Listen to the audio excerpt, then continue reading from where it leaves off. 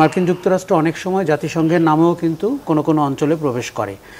চীনের ভূমিকা কি? তাদের তো নিশ্চয়ই দুইটি ডিফারেন্ট মত রয়েছে।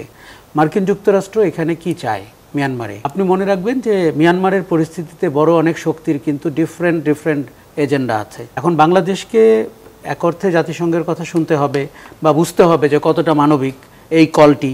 নিজস্ব অভ্যন্তরীণ রাজনৈতিক অনৈক্য রয়েছে, ভিন্নমত রয়েছে, নির্বাচনের অনিশ্চয়তা রয়েছে। এগুলো আরেকটি বাস্তবতা রয়েছে যে আপনার এখানে প্রায় 15 লক্ষ কম বেশি রোহিঙ্গা রয়েছে এবং তারা অনেক বছর ধরে আছে। কাজেই আপনি তাদেরকে শরণার্থী হিসাবে আশ্রয় দিয়েছেন, সেখানে আপনার জাতিসংঘের অর্থ নিশ্চিত করতে হচ্ছে আপনাকে। তার সাথে যুক্ত হবে আপনি যদি মানবিক করিডোর অথবা ত্রাণ পৌঁছে দেওয়ার দায়িত্ব নেন, এবং এটি হলো তখন তৃতীয় আরেকটি ফ্রন্ট। এখন বাংলাদেশকে এক অর্থে জাতিসংঘের কথা শুনতে হবে বা বুঝতে হবে যে কতটা মানবিক এই কলটি। আপনি মনে রাখবেন যে মিয়ানমারের পরিস্থিতিতে বড় অনেক শক্তির কিন্তু ডিফারেন্ট এজেন্ডা আছে। মার্কিন যুক্তরাষ্ট্র এখানে কি চায় মিয়ানমারে, এবং সেটা আমাদের কাছে পরিষ্কার হতে হবে। কারণ মার্কিন যুক্তরাষ্ট্র অনেক সময় জাতিসংঘের নামেও কিন্তু কোনো অঞ্চলে প্রবেশ করে। চীনের ভূমিকা কি? তাদের তো নিশ্চয়ই দুইটি ডিফারেন্ট মত রয়েছে। আবার আরাকান দখল করে রাখলেও পুরো মিয়ানমারে তো মিয়ানমার আর্মির কর্তৃত্ব রয়েছে। কাজেই আরেকটা জিনিস হচ্ছে যে স্বল্প মেয়াদে আপনি ত্রাণ বিতরণের জন্য একটা করিডোর খুললেন অথবা বিতরণে রাজিও হলেন, সহযোগিতাও করলেন, কিন্তু ইতিহাস বলে এগুলো স্বল্প মেয়াদে আর থাকে না, এটি দীর্ঘমেয়াদে চলে যায়। আপনি আমাদের দেশে রোহিঙ্গাদের দেখুন, প্রায় 2 যুগ হয়ে গেছে।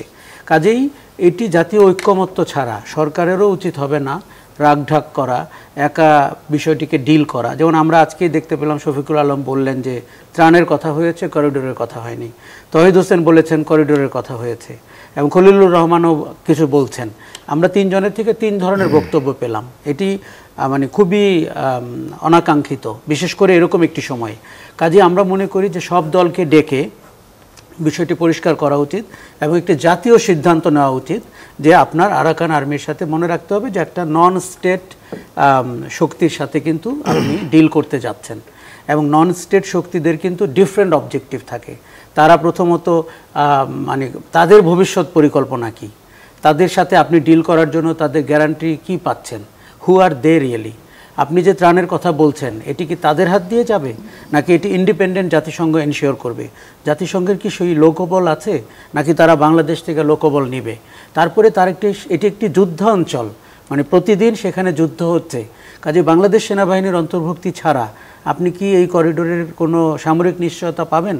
কাজে আমাদের জাতীয় নিরাপত্তা কিন্তু এর সাথে যুক্ত, এবং আমাদের জাতীয় নিরাপত্তা শুধু সামরিকভাবে না, অসামরিকভাবেও আমাদের অনেক ধরনের খাদ্যের নিরাপত্তা ইত্যাদি নিরাপত্তার বিষয় রয়েছে। আমাদের একটি রাজনৈতিক দলকে আমরা চাইনিজ ডেলিগেটদের সামনে কথা বলতে গিয়ে বলতে শুনেছি যে তারা রাখাইনদের জন্য একটি স্বাধীন রাষ্ট্র চাচ্ছেন ওই অঞ্চলে। কাজেই সেখানে আবার রাখাইনরা আরাকান আর্মি দ্বারা সমাদৃত না, বরং আরাকান আর্মি যত এলাকা দখল করছে বাংলাদেশে রাখাইন শরণার্থী তত বাড়ছে, রোহিঙ্গা শরণার্থী তত বাড়ছে। কাজেই একটি রাজনৈতিক দল যখন এই কথা বলে তার সাথেও আমাদেরকে বসার বিষয় রয়েছে যে তারা আলাদা করে গিয়ে এরকম একটি কথা বলল, এবং আপনি চাইনিজ মনোভাব বোঝার চেষ্টা করেন। তারা কি সত্যিই চায় যেখানে মুসলিম অধ্যুষিত আরেকটি রাষ্ট্র দাঁড়াক মিয়ানমারের ভেতরে? কাজেই এই জিনিসটা আমরা যেন মানে অন্যকে না জানিয়ে দ্রুত করে ফেলে একটা ক্রেডিট নেই অথবা ডিসক্রেডিট নেই, যাই করি সেটা যেন না হয়। দেখুন, অন্তর্বর্তী সরকারের দায়িত্ব না এরকম একটি যুদ্ধ অবস্থা অথবা এরকম একটি 3টি বা 4টি পক্ষের সাথে সমঝোতা করে এরকম গুরুত্বপূর্ণ জাতীয় সিদ্ধান্ত নেওয়া। এই সিদ্ধান্ত কিন্তু আগামী 20 বছরও চলতে পারে। তখন পরবর্তী সরকারগুলো কিন্তু দায় দিতে পারবেন যে আমাদের সাথে কোনো আলোচনা ছাড়া করা হয়েছে। আমার মনে হয় না এটি করা উচিত। আরও একটি কারণে আপনি জানেন সাউথ এশিয়া এখন রীতিমতো একটা হটবেড। ভারত পাকিস্তান যুদ্ধ প্রায় লাগে অবস্থা।